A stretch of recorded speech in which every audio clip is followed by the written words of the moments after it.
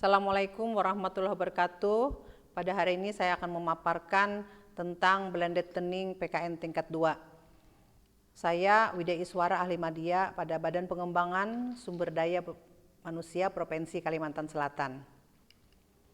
Dasar hukum pelatihan kepemimpinan nasional tingkat 2 adalah yang pertama Perlan nomor 6 tahun 2022 tentang perubahan atas Perlan nomor 5 tahun 2022 tentang penyelenggaraan pelatihan struktural kepemimpinan.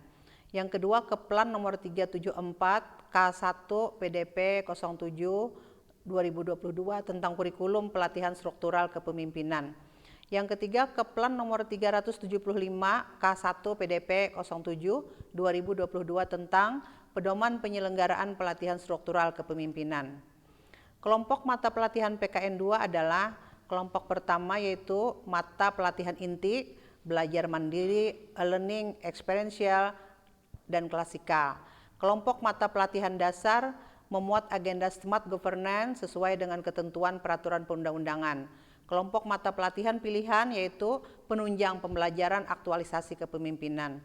Blended learning PKN 2 dilaksanakan 923 jam pelatihan, 107 hari pelatihan.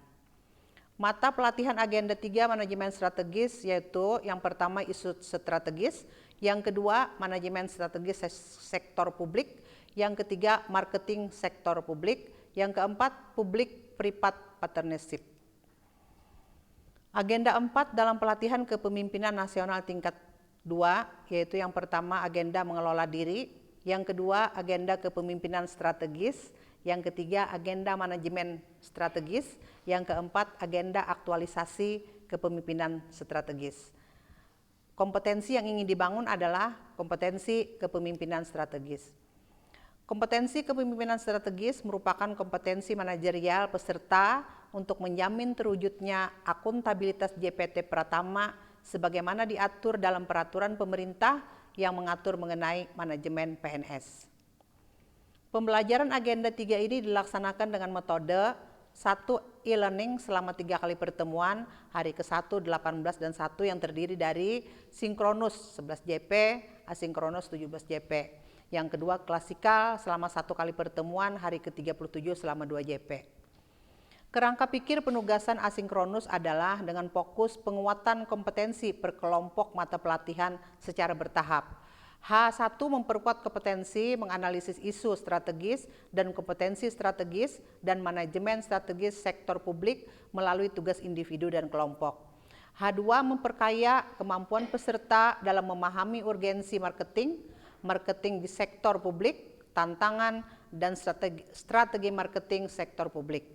H3 mempertajam kemampuan peserta untuk menyusun strategi kerjasama dengan swasta untuk meningkatkan kinerja organisasi. Strategi pembelajaran via Zoom dan Cloud, yang pertama persiapan teknis Zoom, Cloud, share screen, video, dan lain-lain. Yang kedua persiapan bahan paparan, kasus, video, dan slide. Yang ketiga strategi penggunaan teknologi dalam PBM, teaching, ceramah. Yang keempat bangun strategi PBM komunikatif, informal, motivatif, namun terarah. Yang kelima variasi strategi PBM yaitu gabungan kelas, breakout, diskusi, dan paparan. Yang keenam pastikan utilisasi PowerPoint, video, slide dengan baik. Yang ketujuh aktifkan peserta dalam PBM yaitu partisipan dan kelas center. Yang kedelapan continuous manep dalam sesi breakouts. Yang kesembilan adalah review, comments, learned, dan sebagainya. Strategi delivery pembelajaran agenda 3 manajemen strategis dengan metode e-learning pada pelatihan kepemimpinan nasional tingkat 2 yaitu sinkronus 4 JP dan asinkronus 6 JP. Kemudian dalam asinkronus itu nanti tugas individu 2 JP, kemudian tugas kelompok 4 JP. Strategi delivery pembelajaran agenda 3 manajemen strategis dengan metode e-learning pada pelatihan kepemimpinan nasional tingkat 2 yaitu sinkronus 4 JP, kemudian asinkronus 6 JP. Tugas individu 2 JP, kemudian tugas kelompok 4 JP. Kemudian media dan instrumennya adalah Zoom Cloud, petunjuk tugas individu, petunjuk tugas kelompok, dan video.